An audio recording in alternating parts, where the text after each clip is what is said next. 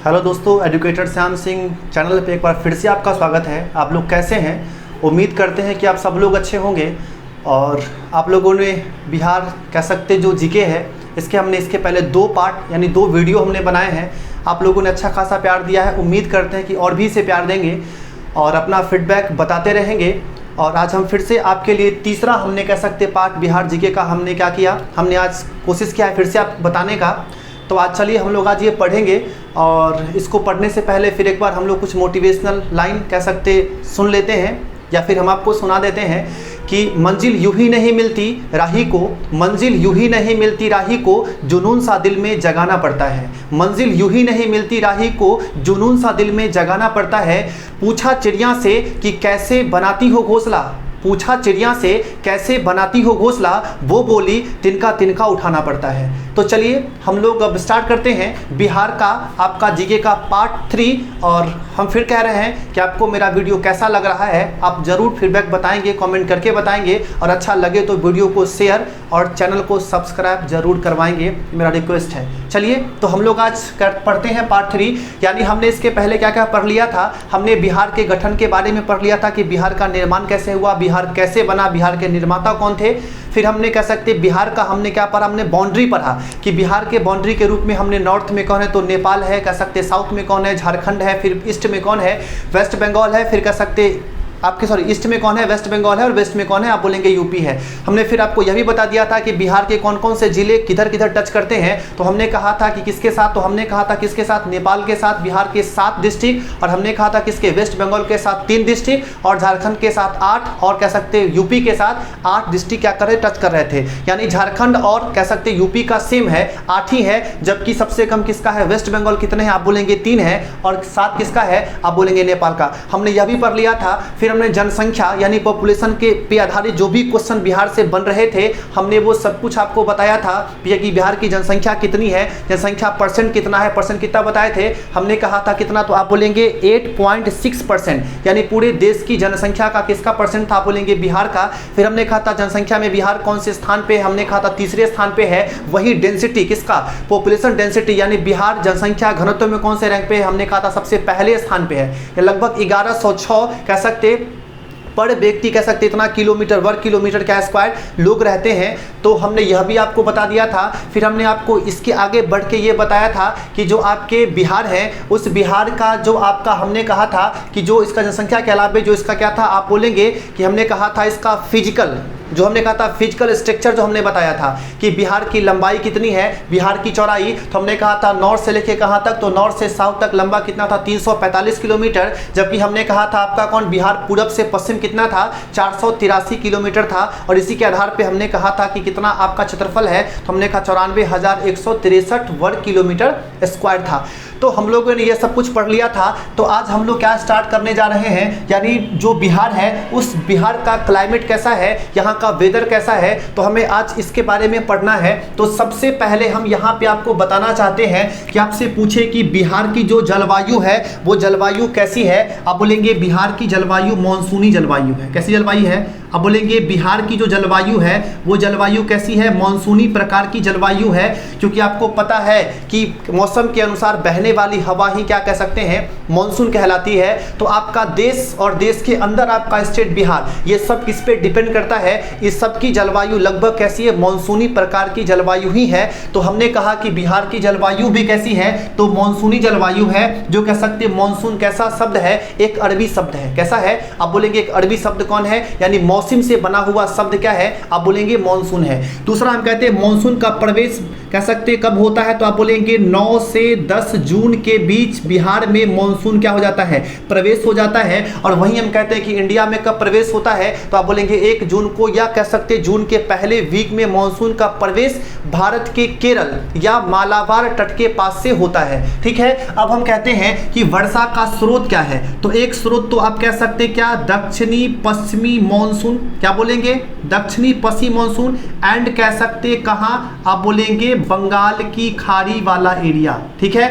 तो बंगाल के खाड़ी क्षेत्र एवं दक्षिणी पश्चिमी मॉनसून से बिहार में क्या होती है सर्वाधिक वर्षा होती है। ठीक है, तो ये 2 ऐसे जगह हैं जहां से कह सकते हैं बिहार में क्या होती है, वर्षा होती है। और वही पूछे कि बिहार में सबसे ज़्यादा वर्षा वाला स्थान कौन है, आप बोलेंगे किशनगंज है, जहाँ पे सबसे ज़्यादा वर्षा होती है। वही पूछे सबसे कम वर्षा कहाँ पे होती है, तो आप बोलेंगे अरवल में सबसे कम वर्षा होती है। यानी जिसको हमने बताया था कि अरवल आपके देश का आपके स्टेट का यानी आपके बिहार का बनने वाला सबसे नया 38वां जिला है, यानी 38 का डिस्ट्रिक्ट कौन बना, अरवल बना, जो किससे अलग हो के हमने कहा जहानाबाद से किस वर्ष में 2001 में बना था। तो वो अरवल आपके बिहार का सबसे कम वर्षा होने वाला क्या है, स्थान है। और हमने कहा सर्वाधिक गर्म सर्वाधिक ठंडा, ये दोनों को याद करना आसान है, ये दोनों का दोनों आंसर क्या होगा, आप बोलेंगे गया होगा। यानी बिहार का सबसे गर्म सबसे हॉट कह सकते प्लेस वो कौन है, तो गया है। और सबसे ज्यादा ठंडा भी कौन है, आप बोलेंगे गया ही है। तो आपको ये याद करना आसानी हो जाएगा। दूसरा कहते हैं सर्वाधिक औसत आर्द्रता, ठीक है, ह्यूमिडिटी, जिसको आप कह सकते हैं अनविजुअल वाटर वेपर, अदृश्य जलवाष्प, उसी को कहते हैं ह्यूमिडिटी यानी आर्द्रता। तो वो कह सकते हैं आपके बिहार में सबसे ज़्यादा आर्द्रता वाला कह सकते वो जगह कौन है, उस जिला का नाम है भागलपुर। क्या बोलेंगे, भागलपुर, जहां की ह्यूमिडिटी क्या है, सबसे ज़्यादा है। तो हमने क्या कहा, आप बोलेंगे भागलपुर, ठीक है। और इसके बाद हम लोग चलेंगे औसत वर्षा की बात। तो बिहार में औसत वर्षा कितनी होती है, आप बोलेंगे 112 सेंटीमीटर। बिहार में कह सकते औसत वर्षा कितना है, 112 सेंटीमीटर है। ये भी समझ गए। बाकी कह सकते हैं कि कृषि जलवायु प्रदेश यानी एग्रीकल्चर के आधार पे, कह सकते कृषि के आधार पे आपके बिहार के क्षेत्र को ऐसे 3 भागों में बांटा गया है। कितने भागों में, आप बोलेंगे 3 भाग। 3 भाग कहने का मतलब है कि ये पूरा एरिया यहां से शुरू करेंगे और ऐसे करके, यानी यहां से इधर का एरिया, जिसको आप कह सकते क्या चीज, इसको आप बोलेंगे क्या, उत्तरी पश्चिमी, क्या बोलेंगे, उत्तरी पश्चिमी यानी नॉर्थ, आप बोलेंगे वेस्ट एरियाज, यानी उत्तरी पश्चिमी जो आपके मैदानी क्षेत्र हैं। कौन क्षेत्र हैं, जो आपके प्लेन एरियाज हैं, जो मैदानी क्षेत्र हैं। और नंबर 2 की बात करेंगे तो नंबर 2 में बोलेंगे कौन, बिहार का उत्तरी मैदानी क्षेत्र, जो पूरा पूर्वी मैदानी क्षेत्र, इधर कौन है, यहाँ से पूरा पूर्वी हो गया। तो आप बोलेंगे दूसरा कौन है, तो आप बोलेंगे पूर्वी मैदानी क्षेत्र, ये हो गया आपका नंबर 2 वाला बिहार का कृषि जलवायु क्षेत्र।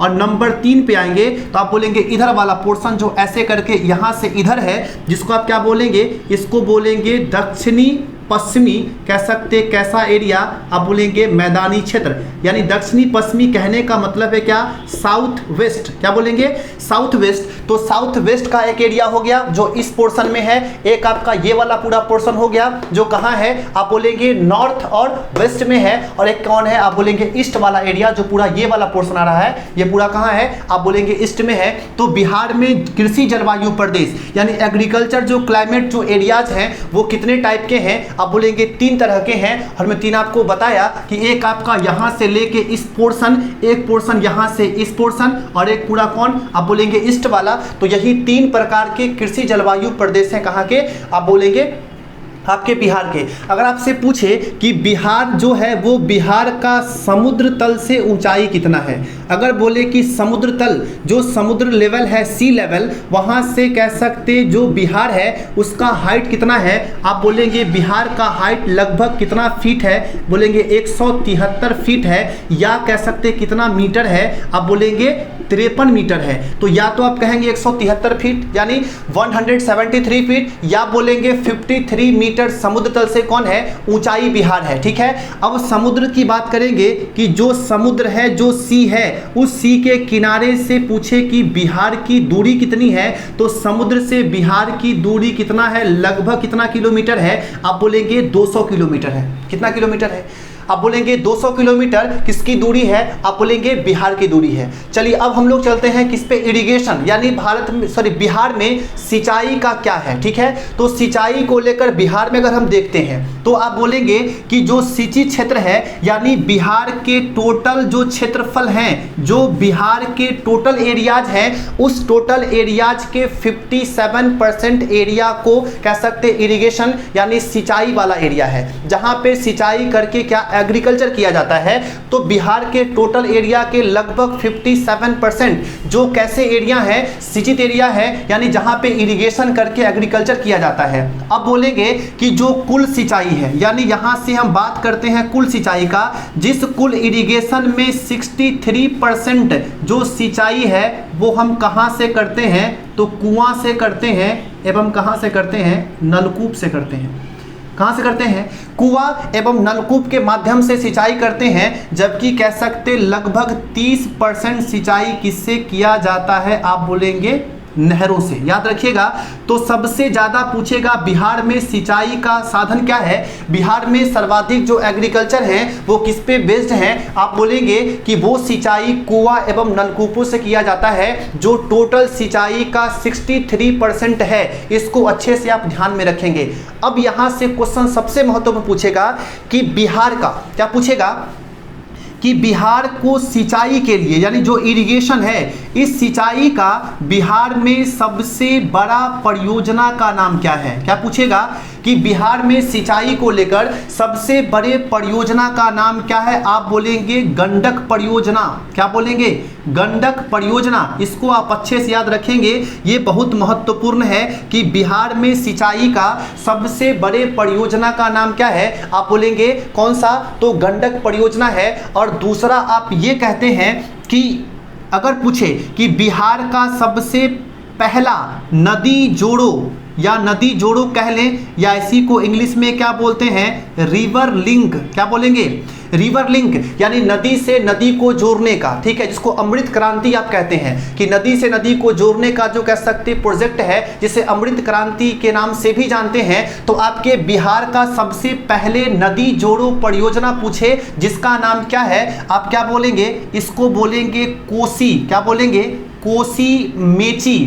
क्या बोल रहे हैं, कोसी मेची नदी लिंक परियोजना। क्या बोलेंगे, जो लिंक क्या है, आप बोलेंगे प्रोजेक्ट है, यानी आपके बिहार का सबसे पहला नदी जोड़ो या रिवर लिंक प्रोजेक्ट का नाम क्या है, आप बोलेंगे कोसी मेची नदी लिंक प्रोजेक्ट। जो कह सकते किस नदी पे, आप बोलेंगे कोसी नदी में जोड़ने का, यानी कोसी नदी का पानी इस मेची नदी में जोड़ा जाएगा, जिसकी वजह से उस एरिया के बहुत बड़े हिस्सों में क्या होगा, आप बोलेंगे एग्रीकल्चर को बहुत ज़्यादा फायदा पहुंचेगा।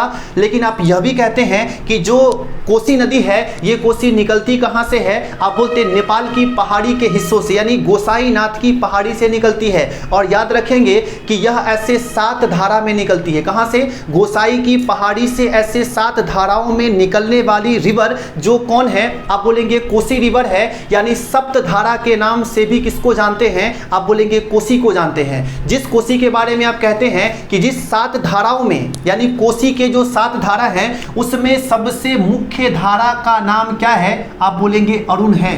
आप याद रखेंगे कि कोसी के जो सप्त धारा है, वो 7 धारा जो नेपाल के गोसाईनाथ की पहाड़ी से निकलती है, जिसमें सबसे मुख्य धारा का नाम अरुण है। और यह कोसी नदी आपके बिहार में प्रवाहित होते हुए इसी बिहार में कटिहार के कुर्सेला नामक स्थान पे किधर से, बाईं ओर से गंगा में मिल जाती है। लेकिन आप यह भी कहते हैं कि यह चूंकि यह नदियां हिमालय के हिस्सों से निकलती है, यानी ग्लेशियर से निकलती है, तो कह सकते क्या है, सदा नीरा नदी है, ये सालों भर पानी रहता ही रहता है। और खास के तब जब ये बरसात का मौसम है, अभी अभी कोसी का वाटर लेवल बहुत ज्यादा बढ़ता ही चला जा रहा है। तो आप कहते हैं कि एक तो ग्लेशियर का पानी इसमें हमेशा रहता है, दूसरा इस वर्षा के पानी के होने की वजह से इस कोसी का पानी इतना उफान में आता है कि अपने मार्ग को ये बदल लेता है, इसमें प्रवाह तेज हो जाते हैं, पानी बढ़ने की वजह से ये मार्ग चेंज कर लेता है। जो आप कहते भी हैं कि भारत में सबसे ज्यादा मार्ग परिवर्तित करने वाली रिवर कौन है, आप बोलते हैं कोसी है। और इसी मार्ग परिवर्तन करने की वजह से इस कोसी को बिहार का शोक भी कहा जाता है। क्या बोलते हैं, इसको बिहार का शोक कहते हैं। तो आप याद रखेंगे कोसी नदी को बिहार का शोक भी कहा जाता है, क्योंकि यह नदी अचानक से अपने मार्ग को बदल लेती है। तो सबसे ज्यादा मार्ग को परिवर्तित करने वाली रिवर कौन है, आप बोलेंगे कोसी है। दूसरा आपको यह भी हम बता देते हैं, इसी कोसी नदी पर आपके बिहार में देश का सबसे लंबा कह सकते रिवर ब्रिज बन रहा है, जो सुपौल को मधुबनी से जोड़ेगा, जो लगभग 10.20 यानी 10.2 किलोमीटर लंबा इसी कोसी नदी पर बनाया जा रहा है। अभी बना नहीं है, बन रहा है। ठीक है, तो आप ध्यान रख लेंगे। बाकी हमने आपको ये बताया है, फिर इसके आगे चलिए, बुढ़ भर चुका है, आगे इसके हम चलते हैं। चलिए ठीक है, इसका स्क्रीनशॉट आप ले लीजिए।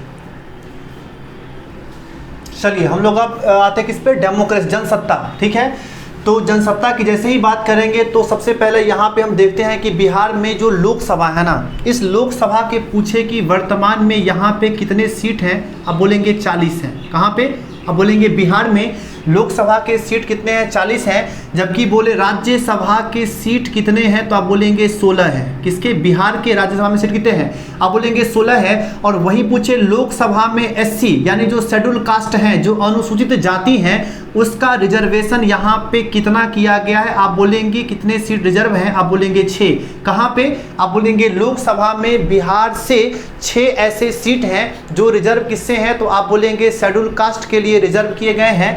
अब चलेंगे विधानमंडल, लेजिस्लेचर। ठीक है, जो आपका विधानमंडल है ये कैसा है, आप बोलते हैं ये है द्विसदनात्मक। क्या बोलते हैं, द्विसदनात्मक है। यानी द्विसदनात्मक कहने का मतलब है, क्या बोलेंगे, बाई कैमरल। क्या बोलेंगे, बाई कैमरल है। यानी यहाँ द्विसदन कहने का मतलब है कि आपके बिहार में क्या है, विधानसभा तो सबके लिए कंपलसरी है, इसके साथ साथ यहाँ पे कह सकते क्या है, विधान परिषद भी है। ठीक है, तो विधानसभा और विधान परिषद आपके बिहार में दोनों कह सकते लेजिस्लेचर के पार्ट हैं। यानी कैसा है, द्विसदनात्मक व्यवस्था है, यानी बाई कैमरल कह सकते सिस्टम आपके बिहार का है। ठीक है, अब चलते हैं कि विधानसभा सदस्य की संख्या कितनी है, तो आप बोलेंगे कि बिहार में विधानसभा सदस्यों की संख्या कितनी है, 243 है। यानी इसको आप विधायक बोलते हैं, एमएलए चुनते हैं।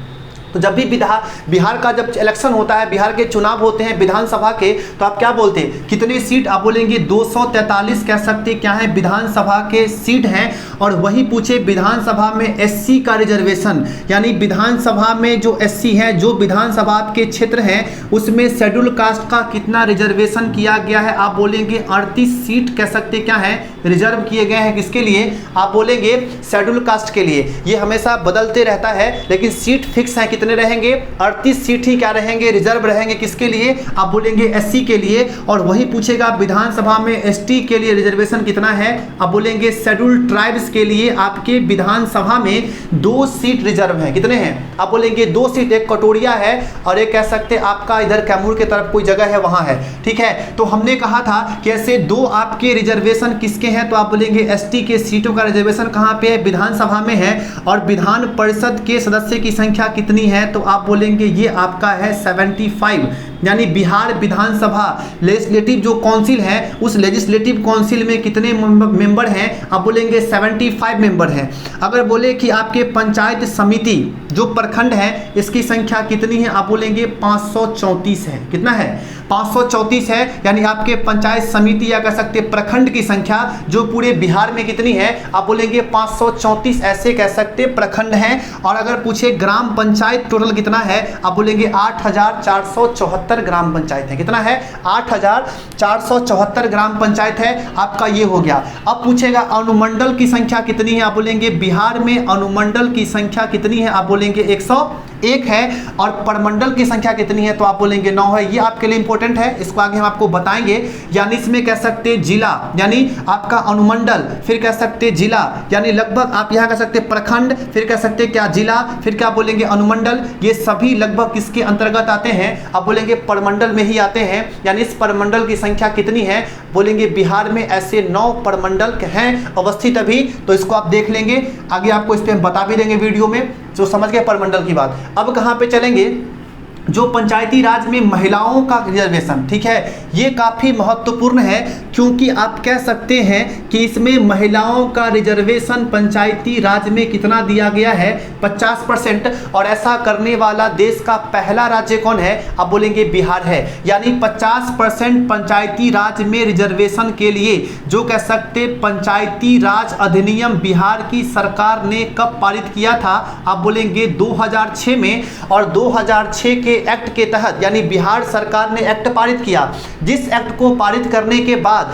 कह सकते हैं महिलाओं का पंचायती राज जो इलेक्शन होते हैं आपके बिहार में, उसमें 50% सीट महिलाओं के लिए रिजर्व किए गए। और ऐसा करने वाला देश का पहला वो स्टेट कौन बना, आप बोलेंगे बिहार बना। तो आप इसको भी अच्छे से ध्यान में रख लेंगे। बाकी आपसे पूछेगा जिला परिषद बिहार में कितने हैं, आप बोलेंगे 38 जिला परिषद हैं। कितने हैं, आप बोलेंगे 38, क्योंकि जिला भी कितने हैं, आप बोलेंगे 38 जिला हैं, इसको समझ जाइएगा। बाकी पूछेगा नगर निगम कितने हैं, तो बिहार में नगर निगम की संख्या कितनी है, आप बोलेंगे 13 है, 13। क्या बोल रहे हैं, 13 नगर निगम है। जबकि बोलेगा आपके जिला परिषद कितने हैं, आप बोलेंगे कितना, 38 है। जिला कितना है, 38 है। और मंडल कितने हैं, 101 हैं। और वही पूछे कि आपके जो कह सकते हैं क्या चीज़, जो हमने कहा प्रखंड कितने हैं, आप बोलेंगे 534 प्रखंड हैं। लेकिन सभी जिला, प्रखंड, अनुमंडल ये सभी किस में आ जाते हैं, प्रमंडल में आते हैं। जिस प्रमंडल की संख्या कितनी है, आप बोलेंगे 9 है। अब यहाँ से कुछ हम लोग एक्स्ट्रा एक तो चीज जान लेते हैं, फिर वीडियो को हम लास्ट करेंगे।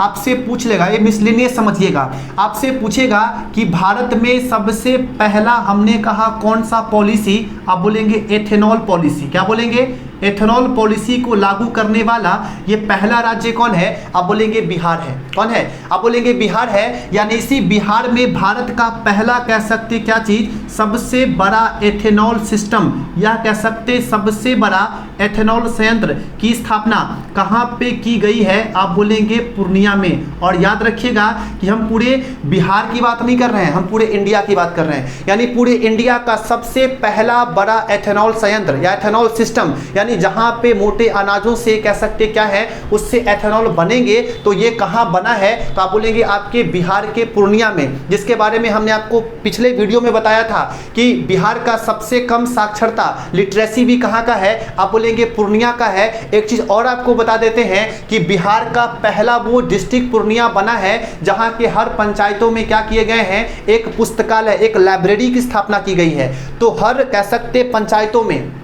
पुस्तकालय को स्थापित करने वाला बिहार का पहला वो स्टेट कौन, सॉरी डिस्ट्रिक्ट कौन बना है, आप बोलेंगे पूर्णिया है। सबसे कम लिटरेसी किसका है, आप बोलेंगे पूर्णिया का है। और पूरे इंडिया का सबसे पहला हमने क्या कहा, एथेनॉल संयंत्र, जो कहाँ पे स्थापित हुआ है हाल ही में, आप बोलेंगे पूर्णिया में स्थापित हुआ है। तो आपका नंबर 1 ये हो गया। नंबर 2 पे बात करते हैं क्या चीज, आप बोलेंगे one nation one ration card. क्या बोलेंगे, वन नेशन, आप बोलेंगे वन राशन कार्ड। याद रखेंगे क्या बोल रहे हैं, one nation one ration card की बात करेंगे तो आप कहते हैं कि one nation one ration card की शुरुआत कब से हुई है, आप बोलेंगे अगस्त 2019 से हुई है। और आप कह सकते उस समय आपके खाद्य प्रसंस्करण मंत्री यानी खाद्य मंत्री कौन थे, आप बोलेंगे रामविलास पासवान ही थे। ठीक है, तो आप बोलेंगे फूड वही थे, तो वही उन्हीं के समय ये लागू भी हुआ था। और इसको लागू करने वाला पहला वो स्टेट कौन है, आप बोलेंगे बिहारी है। और अभी हाल ही में इसको अप्लाई कह सकते फॉर्म में लाने वाला, इसको लागू करने वाला सबसे अंतिम स्टेट असम बना है। यानी 36वां राज्य के रूप में अभी कौन बना है, आप बोलेंगे असम बना है, जहां के सीएम कौन है, हेमंत बिस्वा शर्मा है। क्या है, हेमंत बिस्वा शर्मा है। तो आप ये देख सकते हैं कि one nation one ration card को लागू करने वाला पहला वो स्टेट कौन है, आप बोलेंगे बिहार ही है। इसको अभी आप याद रख लेंगे। तो ये कब शुरू हुआ था, आप बोलेंगे अगस्त 2019 में इसको शुरू किया गया था। और हमने क्या बोला, एथेनॉल पॉलिसी। और एथेनॉल की जैसे ही बात करते हैं तो हमने आपको पहले भी बताया था कि एथेनॉल जो कह सकते वर्तमान पेट्रोल में एथेनॉल कितना मिलाया जा रहा है, तो हमने कहा था कितना परसेंट, 10%। लेकिन आपकी सरकार ने एक लक्ष्य को आगे बढ़ाया और क्या बोला कि अब कितना मिलाना है, आप बोलेंगे 20%। और ये लक्ष्य कब तक का है, आप बोलेंगे 2025 से 26 के बीच। कह सकते हैं आपके पूरे देश में जो पेट्रोल है उस पेट्रोल में कितना परसेंट, तो आप बोलेंगे अब 20% एथेनॉल को मिलाया जाएगा। यानी इसके मिलाने से कहीं ना कहीं आपके 20% जो आप दूसरे देशों से डिपेंड रहते हैं क्या करने पे, वहां से इंपोर्ट करने पे पेट्रोलियम, तो पैसा भी बचेगा। और दूसरा क्या है कि इस एथेनॉल के प्रयोग से जो आपके पॉल्यूशन हैं वो भी क्या होंगे, बहुत ही कम होंगे। और तीसरा, इससे आपका पैसा आपका भी बचेगा और आपके देश की सरकार का भी बचेगा, क्योंकि पेट्रोल की अपेक्षा ये क्या होंगे,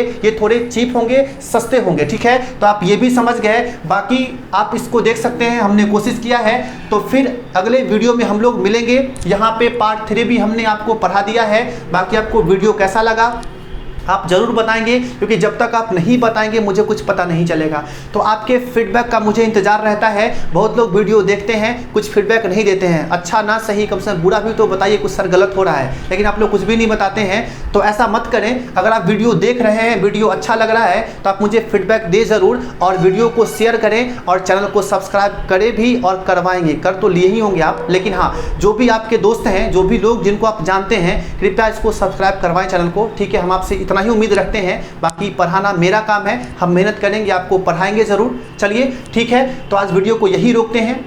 जय हिंद, जय भारत।